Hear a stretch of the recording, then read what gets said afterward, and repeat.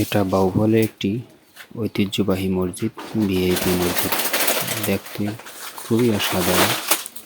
মাদ্রাসাও পাশাপাশি এবং খানকা, আর পাশে একটা আছে অসাধারণ পুকুর। মোটামুটি মিলিয়ে খুবই অসুন্দর। আছে ঈদগাহ মাঠ, অনেক ভালো লাগার মতো বিষয়টা, দেখার মতো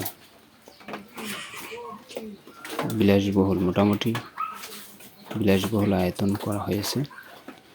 এটা অবস্থিত বাউফল, পটুয়াখালী বাউফলে পাশেই, কমলার দিকের পাশে এটা অবস্থিত।